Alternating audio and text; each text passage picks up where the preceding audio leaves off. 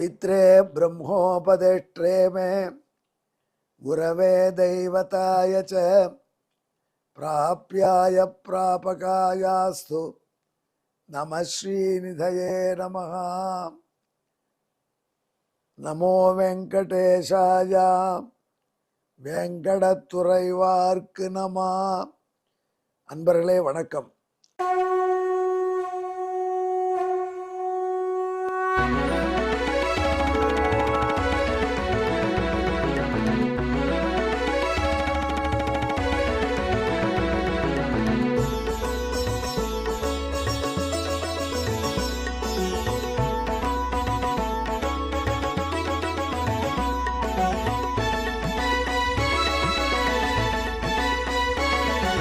सहस्रनामं सहस्रनामं श्रीवेंकटेश सहस्रनामं सहस्रनामं सहस्रनामं श्रीवेंकटेश सहस्रनामं।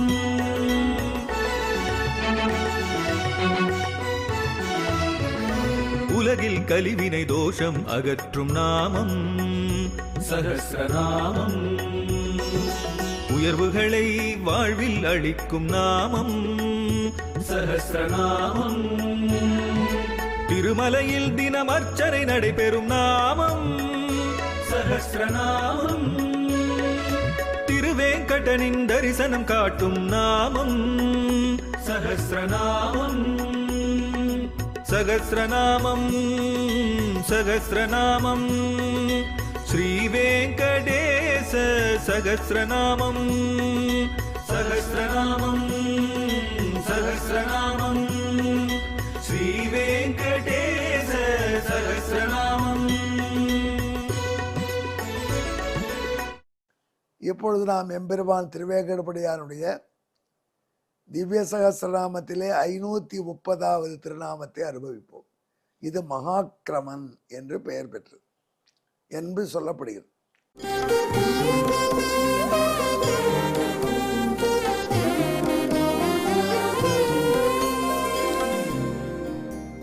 மகாக்கிரமன்னா பெரிய முறையை விடணும்.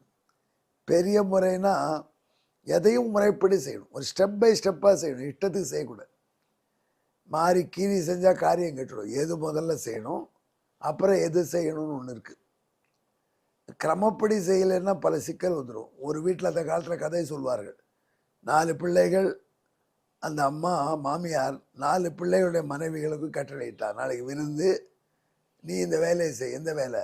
அம்மா, நீ எல்லாருக்கும் இலை போட வேண்டும். அது பெரிய காரியம். இலையை கட் பண்ணி கரெக்டாக அமர்தல் இலையை அலம்பி அழுக்கு இல்லாமல் இலையை நன்கு துடைத்து தரையில் இடம் பண்ணி இலை போட வேண்டும். இது முதல் மாட்டு பெண்ணுக்கு மாமியாரிட்ட டியூட்டி, கட்டளை.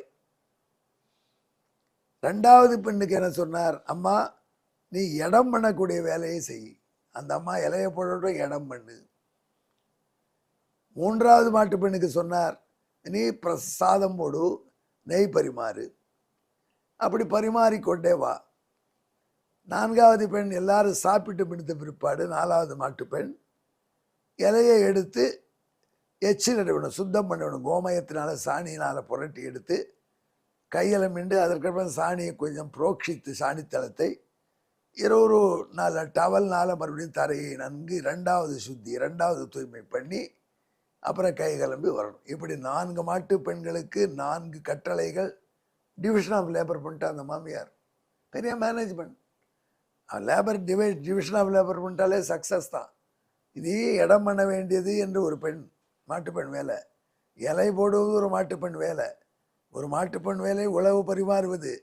ஒரு மாட்டுப்பெண் வேலை இலையை எடுத்து அப்புறப்படுத்தி எச்சலிடுவது.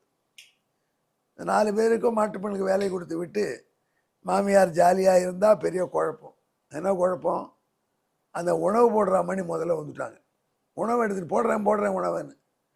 எதில் போடுறது? இலையில போடணும். இலையை போடுற மணி இன்னும் வரல. இலையை போடுற மணி இலையை போட்டாங்க. கையில் இருக்கிற சாத்தை போடலான்னா அதுக்குள்ளே இடம் பண்ணாமல் இலையை போட்டு என் டியூட்டி பண்ணணும் அப்படின்னு இலை மேலே இடம் பண்ணுறாங்க ஒரு அம்மா. இலை மேலே சாணி தண்ணியை தொடச்சி அப்புறம் சாதம் போடனா என்னவாகும்? இந்த 4 பேர்களும் ஒரு முறைப்படி செயல்பட்டால் தான் காரியம். அதுக்குள்ளே அடுத்தவன் இலை எடுக்கிற டியூட்டி வந்துட்டேன்னு சாதம் படித்து இலையை தூக்கி போயிட்டா இப்படியெல்லாம் கேயாஸ் பண்ணிடுவாங்க. ஆனால் எம்பெருமான் ஒத்தனை தன்னிடம் தேர்க்க வேண்டும் என்றால் அதற்கு ஸ்டெப் பை ஸ்டெப்பாக செய்வான். முதல்ல நமக்கு என்ன பண்ணுறான் பகவான், அவன்கிட்டயோ அவன் அடியார்கள்ட்டையோ வெறுப்பு வராத நிலைக்கு கொண்டு வரான். ரொம்ப பேருக்கு வெறுப்பு தானே. யோ கோவிந்தா நாமம் பட்ட கோவிந்தாவா அப்படின்னு திருமணிட்டவர்களையும் கோவிந்த நாம சங்கீர்த்தனம் பண்ணவர்களையும் கண்டாலே துவேஷப்படுவது அருவருப்படைவது என்ற ஒரு நிலையிலே பலர் இருக்கிறார்கள். அவர்கள் செய்த முன்வினை அது. ஆனால் எம்பெருமான் அருளத் தொடங்கினால் மெல்ல மெல்ல அவர்களை சேச்ச அந்த சின்னத்தில் ஏதோ இருக்குப்பா என்று உணர்ந்து வெறுப்பில்லாமல் வரணும். அதில் இறைவன்கிட்டையும் இறைவன் அடியார்கள்ட்டையும் துவேஷம் இல்லாத நிலைக்கு ஒருத்தன் வரணும். அது முதல் படி. அதுக்கப்புறம் எம்பெருமான் ஒருத்தன் இருக்கான். அந்த எம்பெருமான் வேதத்திலே சொன்னபடி பெரிய கொடை வள்ளல், அவரோட நிறைய பண்புகள் இருக்கு என்று இவைகள்லாம் உண்டு. மேலுலகம் உண்டு, வைகுண்டம் உண்டு, சொர்க்கம் உண்டு, பாவம் செய்தால் நரகம் உண்டு என்ற நம்பிக்கை வர வேண்டும். வெறுப்பு நீங்கி வேஷம் நீங்கி ஆஸ்திக்கம் என்ற நம்பிக்கை வந்து பிறகு பெருமாளை சேவிக்கணும்பா, எம்பெருமானை தரிசனம் பண்ணணும், எம்பெருமானை மங்களாசாசனம் பண்ணணும் என்று எம்பெருமான்கிட்ட நெருங்குற ஆபிமுக்கியம் வரணும். அதுக்கப்புறம் அனுவிருத்தி, அதை தொடர்ந்து தொடர்ந்து செய்யணும். அதுக்கப்புறம் பகவானை பற்றி தெரிந்து கொள்ளணுங்கிற இன்ட்ரெஸ்ட் வரும். அதற்காக ஆச்சாரியன்கிட்ட சென்று பகவானை பற்றி தெரிந்து கொள்ளணும். அந்த அறிவு வந்தவாறே பக்தியோடு கூட அந்த அறிவை பயன்படுத்தி கொண்டு எம்பெருமானை தியானம் பண்ண வேண்டும். அப்புறம் இந்த எம்பெருமான் நம்ம நிச்சயம் காப்பாற்றுவானுங்கிற உறுதி வந்துடும். இப்படி மெல்ல மெல்ல படியேறி வைகுண்டம் வரைக்கும் போகும். இப்படி ஒரு பெரிய படிகள் ஸ்டெப்ஸ் வச்சிருக்கிறதுனால பகவானுக்கு மகாக்கிரமன் என்று பேர். நல்லா இருக்க இந்த விஷயம். இது நான் சொல்ல, பராசர பட்டர் சொல்றார். இந்த படிகள் ஏற வேண்டும். இப்படி ஒரு கிரமத்தை உண்டாக்கியிருக்கான். குழந்தை இருக்கு, குழந்தை பிறந்த உடனே பெரிய ஐயங்கார் வீட்டு குழந்தை. ஐயங்கார் வீட்டில் புளியோதரை தான் ஸ்பெஷல். அதில் குழந்தை பிறந்தோடனே வாயில் புளியோதரை போட முடியுமா? அது குழந்தை பிறந்த உடனே தாய்ப்பால் சாப்பிடணும். அதுக்கப்புறம் கொஞ்ச நாள் அப்புறம் அமுல் ஃபெரக்ஸ் சாப்பிடணும். அதுக்கப்புறம் அந்த குழந்தைக்கு கொஞ்சம் சாதம் ஊட்டி பப்பு தாப்பம் போடணும். அப்புறம் தச்சி சாதம் போடணும். இதெல்லாம் சாப்பிடு பழகினப்புறம் புளியோரை வாயில் உருட்டினா குழந்தை தொலைஞ்சி போகிறது சாப்பிடும். அப்புறம் புளியோரையை அடிச்சு கட்டுன்னு வச்சுக்கோ. அதனால் இந்த புளியோரை கொடுப்பதற்கு கூட ஒரு கிரமம் இருக்குது. டமாலும் கொடுத்துட முடியும். இதை சாத்வியம் போகம்னு சொல்கிறோம். சாத்விக்க அந்த ஸ்டூடெண்ட் ரெசீவ் பண்ணி ஏற்றுக்கணும். அது மாதிரி சொல்லித்தரணும். அந்த மாதிரி பயிற்சி கொடுத்தா பயிற்சி நல்லா இருக்கும். நாங்கள்லாம் கவர்மெண்ட் ஆஃபீஸில் வேலை செய்யோம். கவர்மெண்ட்டுக்கு இன்றைக்கி சம்பளம் கொடுக்குறது, பென்ஷன் கொடுக்குறது, நன்றியோடு இருக்கணும். இருந்தாலும் கவர்மெண்ட் ஆஃபீஸ் எப்படின்னா, நீச்சல் தெரியணுமா இந்தா அப்படின்னு தூக்கி களத்தில் போட்டுருவாங்க. அவ்வளோதான். நீயே அடிச்சுட்டு வந்தால் தான் பொழைச்ச. அது மாதிரி கவர்மெண்ட் ஆஃபீஸுக்கு ட்ரைனிங் பயிற்சிலாம் அவ்வளோ கொடுக்க மாட்டாங்க. இந்தா அந்த போஸ்ட்டு உனக்கு ஏற்றுக்கோ. நானே போய் உட்காண்டேன். மெக்கானிக்கல் இன்ஜினியர் ஜூனியர் போஸ்ட் கொடுத்தாங்க. ஜியலாஜிக்கல் சர்வே ஆஃப் இந்தியாவில் இன்ஜினியரிங் சர்வீஸ் எக்ஸாமினர் முடிச்சிருக்கோம். காம்படிட்டிவ் எக்ஸாமினர் முடிச்சு வந்திருக்கோம். அப்படி 24 வயசு உட்காண்ட்ருக்கோம். நான் அசோக் லேலண்டு வண்டி, அதில் இருக்கக்கூடிய ரேடியேட்டர் கேப் எப்படி இருக்கும், மஹிந்திரா ஜிப் ரேடியேட்டர் கேப் எப்படி இருக்கும், அதெல்லாம் தெரியறதுக்கு வாய்ப்பே கிடையாது. ஏதோ ரேடியேட்டர் இருக்கும், ஒரு கேப் இருக்கும், படிச்சிருக்கோம் ஸ்கூலில். இந்த பிராண்டு கேப்பு, அந்த பிராண்டு கேப்பு, ஸ்டாண்டர்டுக்கு எப்படின்னு தெரியுமா? நல்லா அடிபட்டால் தான் மார்க்கெட்டில் தெரியும். உட்காந்து வச்சாச்சு. என்னுடைய கடமை என்னன்னா, பழைய ஸ்பேர் அது எல்லாத்துக்கும் சரியில்லாத போயிடுத்து புது ஸ்பேர் கொடுன்னு வாங்கிப்பாங்க சில பேர் வண்டிக்கு. அந்த வண்டிக்கு ஸ்பேர் வாங்க வரைக்கும் பழைய ஸ்பேரை ஒப்படைக்கணும். இல்லைன்னா புழுகி நல்ல ஸ்பேரையே திருப்பி போட்டிருக்கலாம்னு சில பேர். அதற்காக சிஸ்டம் வச்சுருக்காங்க. அப்போ ஒரு ஆஃபீஸர் வந்து என்கிட்ட பழைய ஸ்பேரெல்லாம் திருப்பி கொடுத்தார். அந்த லிஸ்ட்டில் அவர் ரேடியேட்டர் கேப் ஒன்று போட்டிருந்தார், மாற்றினேன்னு. அது எங்கேயா பழசுன்னு கேட்டேன். இல்லை, அது உடனே இருப்பான்னார் அவர். கிடுகிடும் போனால் ஒரு 2 தெருத்தள்ளி ஒரு காயலான்னு கடை, அங்கே பழைய சாமான்லாம் இருக்கும். அங்கேருந்து ஒரு ரேடியேட்டர் கேப்பை இருந்தாப்பான்னு வச்சுட்டு போயிட்டார். நான் கையெழுத்து போட்டு கூட எல்லாம் சாமானி கொடுத்துட்டார். அப்போ என்னுடைய சீனியர் கலீக் நரசிம்மன் எல்லாம் சொல்லி கொடுத்தார் ஆரம்பத்தில். கேவே நரசிம்மன் அவர் வந்தார். அந்த மாதிரி வந்தான், கையெழுத்து போட்டு கொடுத்துட்டேன். அப்படின்னப்பா உன் கையெழுத்துக்கு ரொம்ப வேல்யூ ஜாஸ்திப்பா, நீ கவர்மெண்ட் ஆஃபீஸர், பிரசிடென்ட் ஆஃப் இந்தியாவின் சார்பில் கையெழுத்து போடக்கூடிய பவர் உனக்கு இருக்குது, அதனால பார்த்து போடணும்ப்பா, எப்படி போட்டிருக்கேன்னு பார்த்தார். இது மாதிரி ரேடியேட்டர் கேப்பில் ஒன்று மிஸ் பண்ணிட்டான், மிரட்டின வாங்கிட்டு வந்துட்டான்னு, நல்ல காரியம் பண்ணினேன்னார். அப்புறம் சொன்னார், அந்த ஆள்கிட்ட ஜீப்பு தானே கொடுத்துருக்கோம், வில்லேஜ் ஜீப்புடைய ரேடியேட்டர் கேப்பர் தானே தரணும், அசோக் லேலண்டு டிராக்டருடைய ரேடியேட்டர் கேப் கொடுத்துருக்கான் பாரு. எத்தையோ கடையில் வாங்கி ஏமாற்றிட்டான். விழி போடு இருக்கணும் என்பதை தெரிஞ்சுக்கணும். அதுலேருந்து என்ன தெரியுது, நமக்கு இதெல்லாம் சொல்லி கொடுத்தா தானே தெரியும். இந்த ஸ்டெப் பை ஸ்டெப்பாக வளர்க்கணும், ஹேண்ட் ஹோல்ட் பண்ணி. அந்த மாதிரி பயிற்சியே கொடுக்காம டமாலும் தள்ளி விட்டா வேலையில். இப்படி தான் நாம் ஜீப் கேப்புக்கு பதிலாக ட்ரக் கேப் வாங்கிட்டு கொடுத்துட்டான்னு சொல்லி விட்டுடுவோம். இதையெல்லாம் சொல்லி கொடுத்தாங்க, நாங்கள் தெரிஞ்சுட்டோம். ஆனால் இது அழகான பயிற்சி வச்சு அவ்வளோ நல்லா இருக்கும்.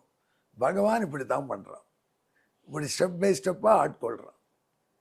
இதை திருமங்கி நம்மாழ்வார் இவையும் அவையும் உவையும்னு திருவாய்மொழி பாடுறார். இன்னொரு சந்தர்ப்பத்தில் அதை சொல்லுவோம், ரொம்ப அழகான திருவாய்மொழி. சாத்விக சாத்விக அப்படின்னா ஸ்டெப் பை ஸ்டெப்பாக மெல்ல மெல்ல நாம் தாங்கும்படி கொடுக்குறான்.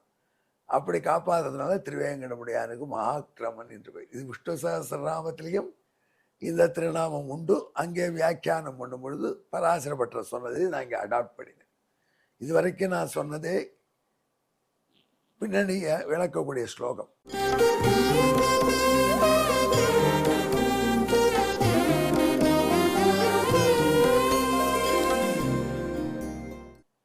அத்வேஷமாஸ்திக்யமதாபிமுக்கியம் அதானுவர்த்தி மதிபக்தி பூர்வம் விஸ்வாச யுத்தம் கிரமகல்பனேன பிராரோயன்று சமாக்கிரமக்கியகாம்.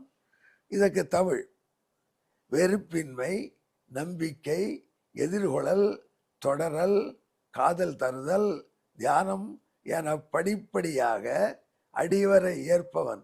எனவே மகாக்கிரமன் என்னும் பெயரை உடையவனாமே திருவேங்கடமுடையான். எங்கே அந்த மகாக்கிரமன் நம்மை காத்தருள்வானாக. ஜபியுங்கள். மகாக்கிரமாய நமகா, நமோ வெங்கடேஷாயா, வேங்கடத்துறைவார்க்கு நம. நன்றி, வணக்கம்.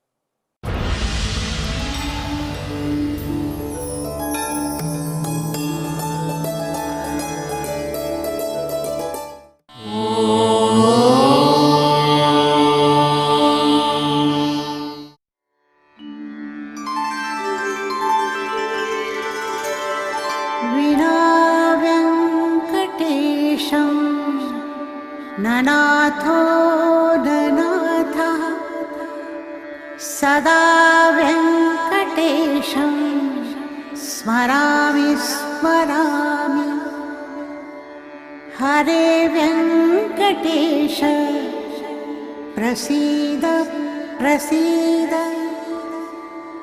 प्रियं वेङ्कटेश प्रयच्छ प्रयच्छ.